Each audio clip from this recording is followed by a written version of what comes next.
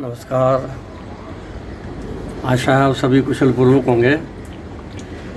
मेरा आज का विषय है अवसर का उपयोग।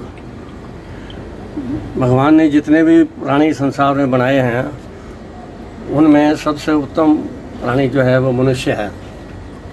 मनुष्य को परमात्मा ने बुद्धि दी है और वह अपनी बुद्धि और विवेक से दुष्कर से दुष्कर कार्य को भी बड़े आसानी से कर सकता है।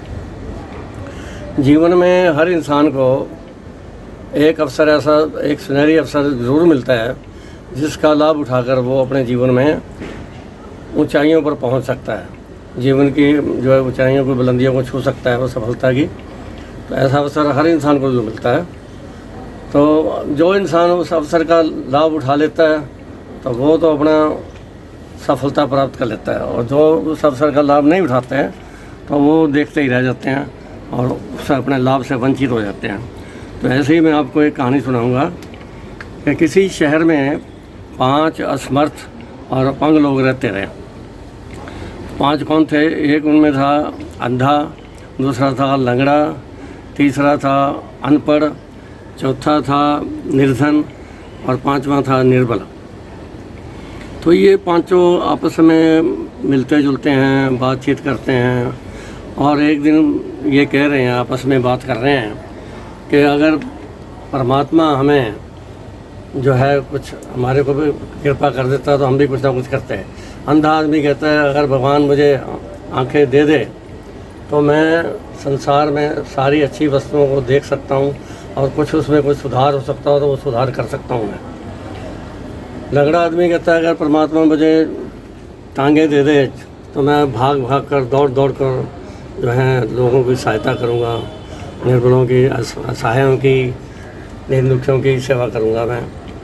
तीसरा जो है अनपढ़ आदमी, वो ये कहता है अगर भगवान मुझे बुद्धि दे दे, अक्षर ज्ञान दे दे, विद्वत्ता प्रदान कर दे मुझे, तो मैं लोगों में ज्ञान का प्रकाश फैला दूँगा, लोगों को जो है जो अपना ज्ञान बांटूँगा मैं। उसके बाद जो चौथा आदमी होता है वो निर्धन होता है। वो कहता है अगर भगवान मुझे धन दौलत दे दे, पैसा दे दे, तो मैं जो है उस पैसे से लोगों की सहायता कर सकता हूँ, निर्धन आदमियों की सहायता कर सकता हूँ। और उसके बाद जो 5वां है वो है निर्बल व्यक्ति, जो बहुत कमज़ोर था। कहता भगवान अगर मुझे ताकत दे देना, मेरे शरीर में अगर ताकत आ जाए तो मैं जो है जो बड़े बड़े ये जो है मतलब लोग ऐसे जो कोई निर्बलों को तंग करते हैं, अपनी ताकत का दुरुपयोग करते हुए उन पर अत्याचार करते हैं, तो मैं उनको जो है ठीक कर सकता हूँ और उन निर्बलों की रक्षा कर सकता हूँ। तो ये बातें वो कर रहे थे। तो भगवान ने उनकी बातें सुन ली और भगवान ने कहा चलो ठीक है। भगवान ने उनको वरदान दे दिया, अभी जाओ तुम्हारी इच्छा पूर्ण होगी। अब पहला जो अंधा आदमी था उसकी आँखें आ गई, ठीक ठाक हो गया वो, और वो आंखें आ गई तो अब अपना दुनिया को देखने में लग गया। जो उसको दिखता था भाई ये देखूं वो देखूं, इधर जाऊं उधर जाऊं, मतलब दुनिया देखने में लग गया वो, कोई काम नहीं किया उसने। दूसरा था लंगड़ा आदमी, उसकी टांगें उसको ठीक ठाक हो गई तो वह भागने दौड़ने लग गया, और वो भाग दौड़ में ही लगा रहा। कभी गलत जगह भी चला गया, मतलब गलत स्थान पर, तो जैसे जुआ घर है या और इस प्रकार से कामों में लग गया वो, उसने मतलब कोई काम नहीं किया। तीसरा था जो अनपढ़ आदमी, वो विद्वान बन गया।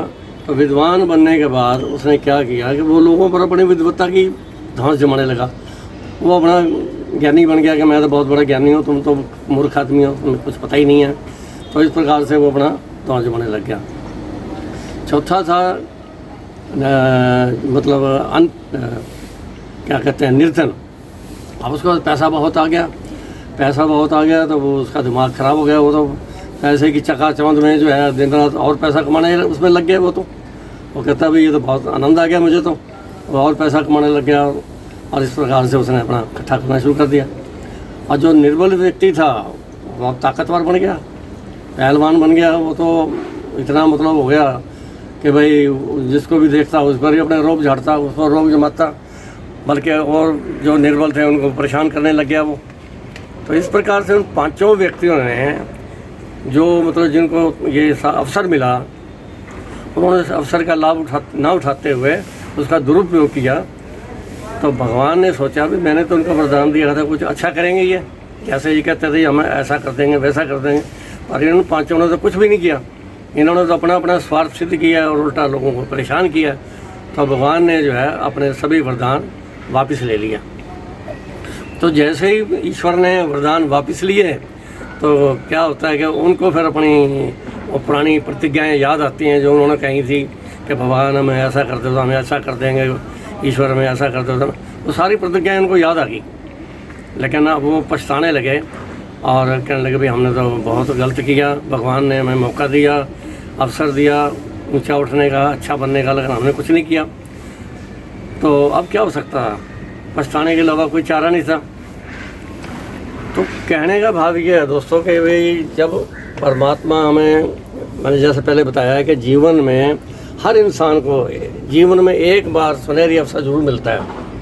उस अवसर का अगर वो लाभ उठा लेता है तो बहुत ऊंचाई तक पहुंच सकता है, सफलता उसे कदम चूमती है।